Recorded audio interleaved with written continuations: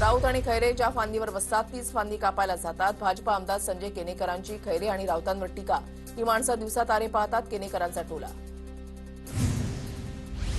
दादरमधील एका लग्न समारंभामध्ये मनसे आणि ठाकरेंच्या शिवसेनेच्या नेत्यांची हातमिळवणी. जोरात हात मिळवू या म्हणत सुनील प्रभू आणि नितीन सरदेसाईंमध्ये हस्तांदोलन. ठाकरे बंधू एकत्र येणार अशा चर्चा सुरू असतानाच नेत्यांच्या भेटी झाल्यानं चर्चांना उधाण.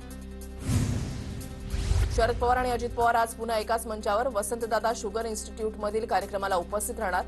कार्यक्रमात ऊस उत्पादकतेसाठी एआयवर चर्चासत्र. पांडुरंगाची इच्छा असेल तर बहीणभाऊ आषाढी एकादशीपर्यंत एकत्र येऊ शकतात. 10 तारखेच्या पक्षाच्या मेळाव्यापर्यंत वाट पहा. अजित पवारांचे आमदार अमोल मिटकरींचं वक्तव्य. पक्षाचा कोणताही निर्णय कार्यकर्त्यांना विश्वासात घेऊनच घेतला जाईल. दोन्ही पवार एकत्र येण्याच्या प्रश्नावर सुप्रिया सुळेंची प्रतिक्रिया.